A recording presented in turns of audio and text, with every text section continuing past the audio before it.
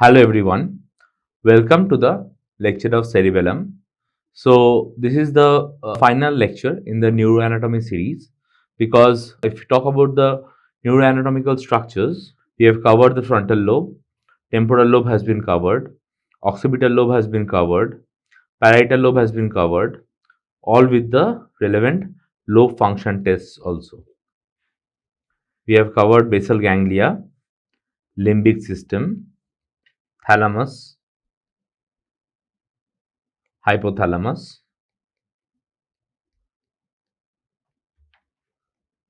and finally the cerebellum.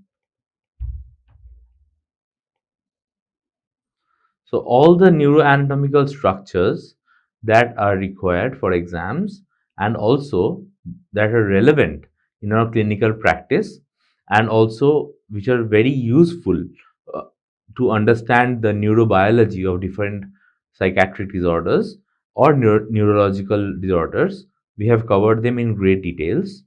The remaining topic is of cerebellum. So those are just for the context. This is basically second version that I have prepared.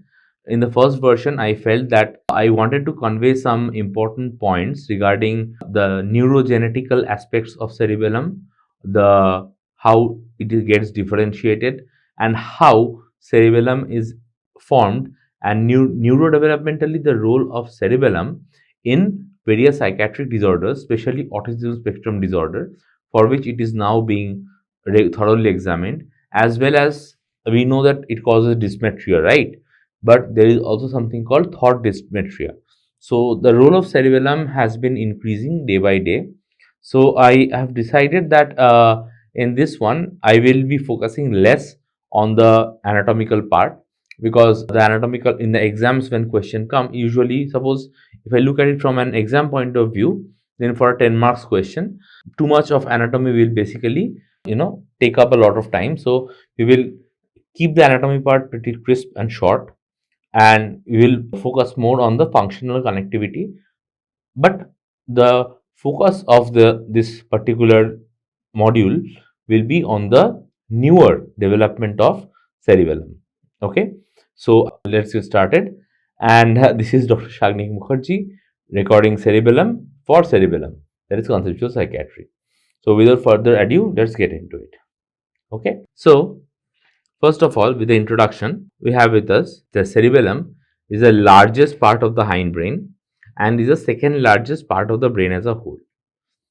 It is located in the posterior cranial fossa and underneath the tentorium cerebelli and behind the pons and medulla oblongata. This part we all know. I will show you pictures also. Pictures have been taken from Snell's clinical neuroanatomy. So I think that part will be covered over there. So the three primary functions of cerebellum are maintenance of posture, maintenance of muscle tone, and coordination of various voluntary motor activity. So inputs come in from suppose from the basal ganglia, and cerebellum will mainly or any other part of the brain. So what the cerebellum will do is it will compare and acts as a comparator, and after comparing it will send the signal to the primary motor cortex for initiation of the actions. So it is in very deeply involved, as we will look into the afferents and the efferents, with maintaining posture and equilibrium through the vestibular tract, with maintenance of coordinated voluntary movements through its motor tracts. We'll get into it. Okay. Next is in addition to the above, it also adjusts coordination of skillful volitional movements. That is, if I want to do some skillful movement, suppose this is a skillful movement that I want to perform, or even writing is also a skillful movement, it will be coordinated by the cerebellum.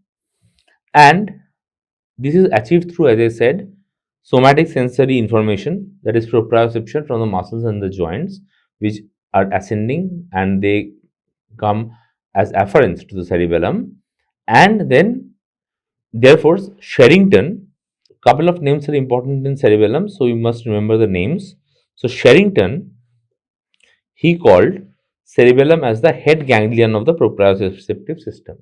So various sensory proprioceptive stimuli are coming and we are reacting to it, and cerebellum is coordinating the entire process. A little bit of history. So cerebellum is a diminutive term of cerebrum. So that means a little brain. The Latin name is a direct translation of the ancient Greek word parencephalus, which was used by Aristotle.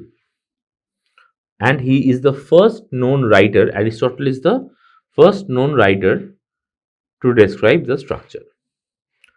No other name is used in English language literature, but historically several names have been used like cerebrum parvum, encephalion, encranion, cerebrum posterius, parencephalus. Okay, that we have already discussed over here. Now, Aristotle and Herophilus, they had used the term, they had called it parencephalus as opposed to encephalus or the brain proper. And Galen had done extensive description speculating that the cerebellum was the source of motor nerves. Vesalius discussed the cerebellum briefly. So Sherrington called cerebellum as the head ganglion of the proprioceptive system. Aristotle and Herophilus, as quoted by Galen, called it the parencephalus as opposed to the encephalus or the brain proper. Okay. Now Galen gave extensive description, speculated that cerebellum was the source of the motor nerves, because at that time Galen was someone who was carrying on the anatomical dissections. So cerebellum was there at the back of the brainstem.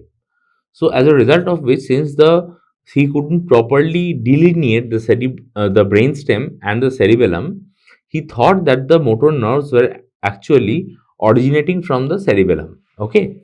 Now, if you want to know more about Galen, Vesalius, I will suggest you a book. The book is called Cancer. It's called An Autobiography.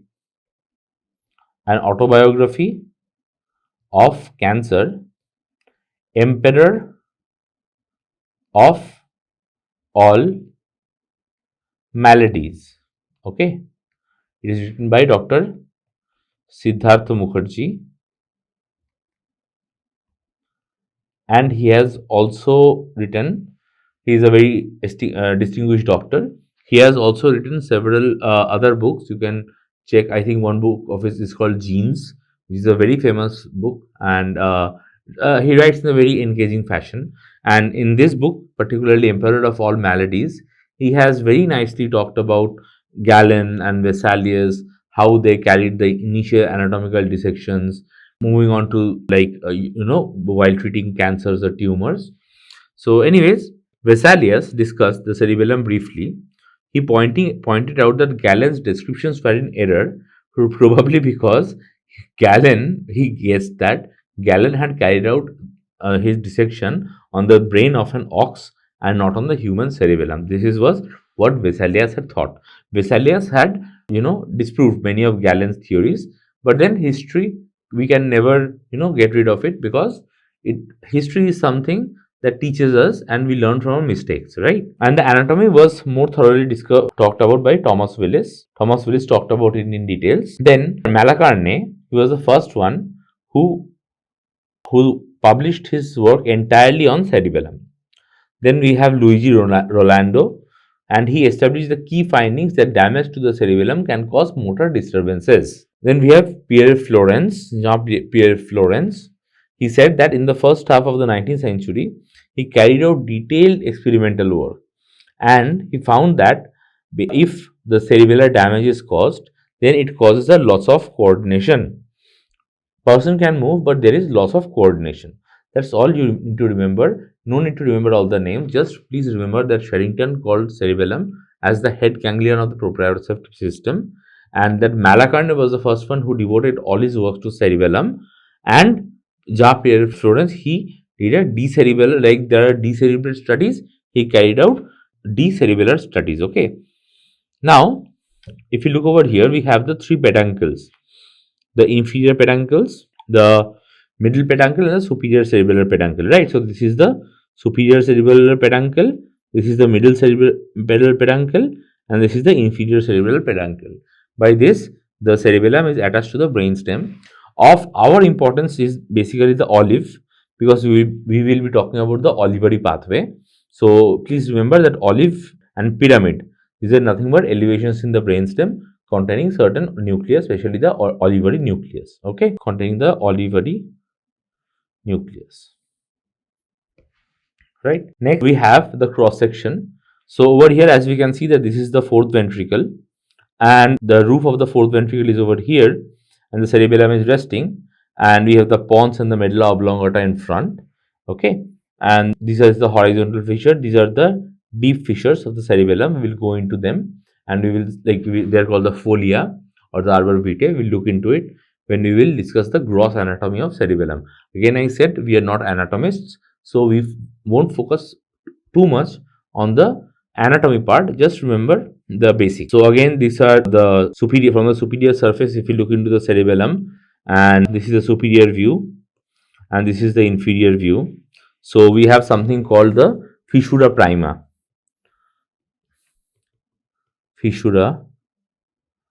or the primary fissure, right? Then we have something called the horizontal fissure, which is seen over here. This is the horizontal fissure. Horizontal fissure. This is the superior surface, right? And this is the primary fissure. Primary fissure.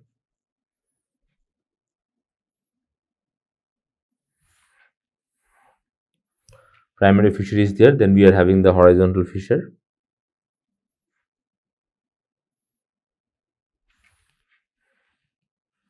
Okay,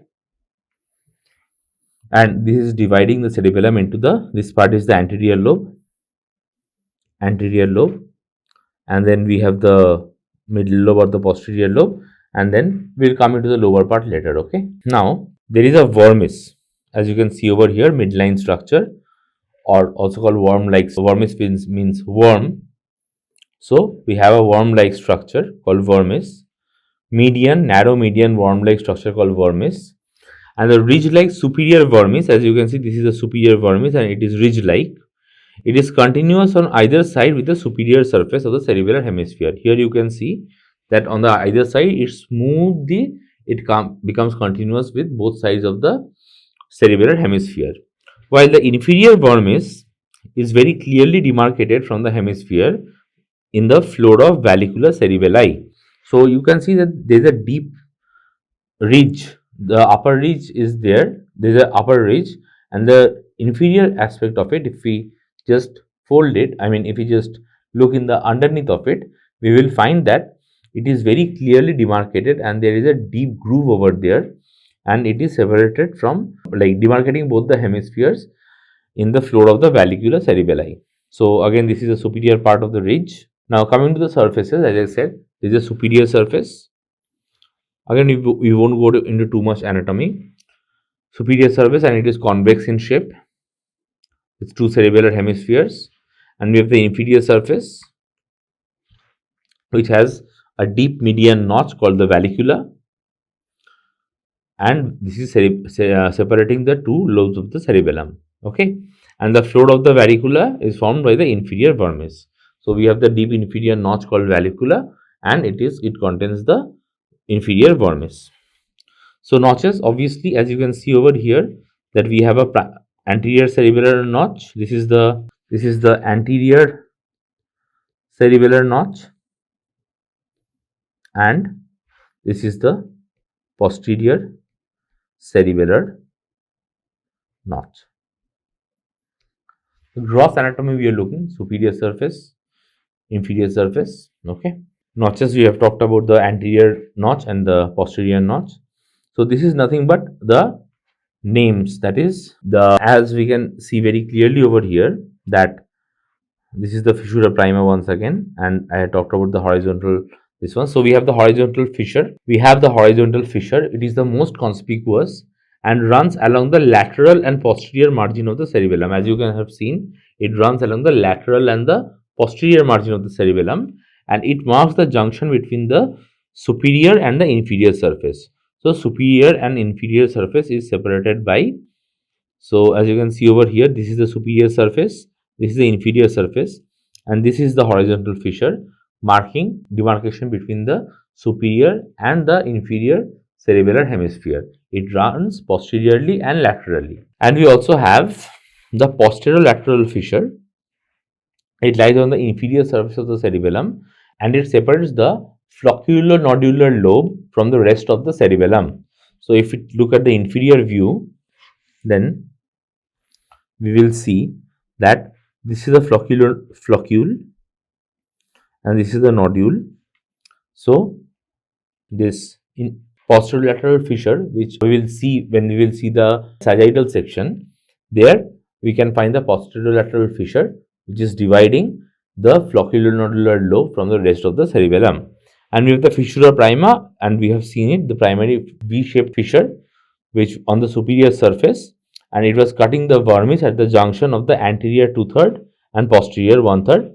It was dividing the corpus cerebelli into the anterior and the posterior or the middle lobes, right? So over here, this was the anterior lobe, this was the posterior or the middle lobe, okay, and this horizontal fissure dividing it into superior and inferior surface. That much is enough. And I was talking that we have the posterolateral fissure, and this is, so it is only visible in the sagittal section.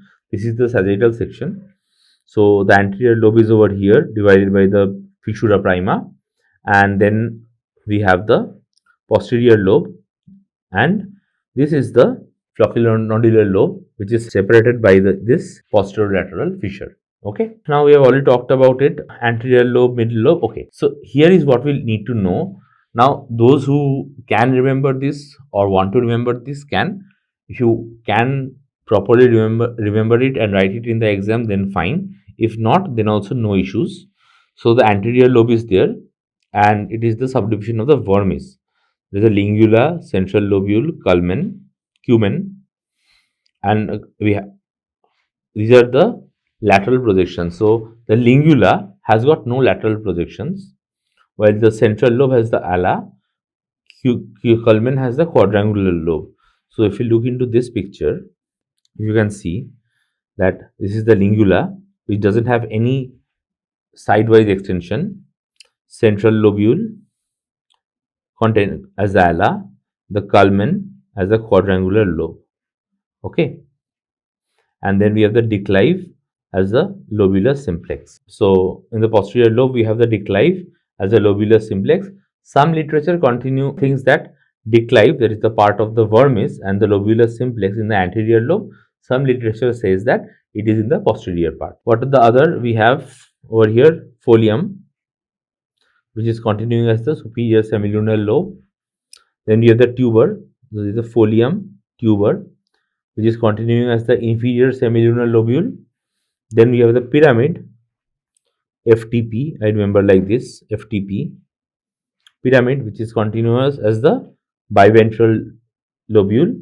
And then we have the uvula, and if we can see over here, the uvula doesn't have any bilateral extension, right? So FTP, and we have discussed what are their bilateral extensions on the superior surface.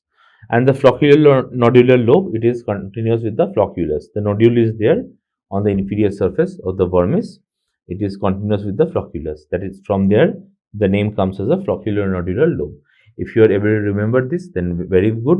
If not, then there is, as you can see, this is the nodule and this is the flocculus. So the flocculonodular lobe on the inferior surface of the cerebellum. Okay.